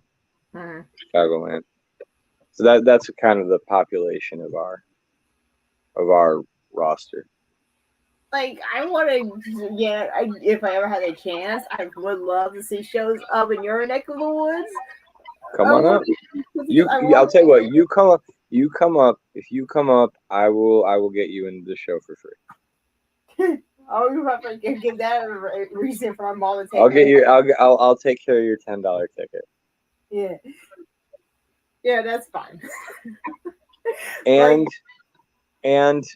you can come and you can crash at my place that night. No. Hold on. Wait. You don't understand what I'm saying. See. So part of my deal that's really cool is I actually I stay at a trailer that houses the out of town wrestlers while they're in town. Oh. So show nights are insane for me. Oh, I bet. Show days are insane for me too. Like I wake up and it's by the time I wake up the ring's already, because we'll get the ring put up the night before. But so I do the manager thing. I'm also a commentator. I'm in charge of all video production. Okay. So like I'm the guy who has to set up the Titantron. The computer systems and all that. Like that's me too. So day before, day of shows, insane. Yeah. Day after shows is insane. I think it's like a 3-day. It's like a 3-day. Just like hit yourself in the head. Like you have to figure out how the things work. I bet. Like how things. You have to make sure everything's perfectly, basically. You want to, and nothing ever goes. Everything. I always assume everything is going to go wrong. Okay, I got a question. This is the thing I know a lot about indie shows. Do you start exactly at bell time? We do. I know that there's some shows that don't. No, we do. We do because so one of our deals is with a pizza company where they host our after party, and they're already staying open an hour late for us. And so and we invite all the fans and stuff to the after party with the wrestlers. And so like how it goes is we make sure our bell goes off right at 7:00 so that we can be out of the building. We can have our show done at 9:30. And then like if it goes long, and we will let it go long if we have to, but even if it was to go long, it would go like 10:00 max, and then we can still make sure that we get everybody to the after party and can make sure that we're taking care of the restaurant venue that because there's a lot of shows in my neck of woods. Sometimes they don't start exactly at bell time. Well, I mean, I happen to be very fortunate right now, and the group of guys that I'm working with, there's a significant amount of experience. So, the owner of the promotion, he's been doing this for over 20 years. I've been in the game for almost next March will be my 20 years in the business. I also want to know, do you also have like microphone problems or? Yes. Oh my God. So yeah. Both in terms of I mean, you know, there's in-ring mics and then there's commentary mics, and so like at the last show that we did, our commentary mics got blown out by the ring sound, like the speakers for the entrance music and stuff. Mm-hmm. We've also, you know, I can't even count the number of times a mic has gone out on me in the ring while I'm trying to do stuff. I'd love to keep talking to you, but I am at work. I am Yeah, doing my I night probably job. might end it anyways because it's almost like midnight and it's like a lot of stuff gonna happen tomorrow later tonight for me. All right, I'll But talk to you later. here, anyone who's watching, make sure to get onto YouTube, or you can look us up on Facebook. Northwest Championship Wrestling out of Michigan. I am Adrian Osmandius. I am one of the commentators and the manager to the most dominant wrestler of the last 4 years in all of the Midwest, quite frankly, and that's Chuck Cold. He's the MPWA heavyweight champion, and he's better than each and every one of you. You need to send me a link of one of the matches so I can watch it live one of these days. Actually, our YouTube, we just uploaded our contract signing yesterday. Okay. So it's a contract signing, then it has a match immediately after the contract signing. So, but yeah, if you ever wanted to see me, you know, choke somebody out on a rope. Again, thank you for popping in. I appreciate it. No problem. Always happy to support you both. Thank you. All right. See you later. You go back to work and I'll be here. All right. Have a good night. You too. Alrighty, that's pretty much it for everyone. And thank you for watching the last 2 hours of this. And hopefully I do a lot more better with more updates in the future for it. And let's see what the future holds for my page.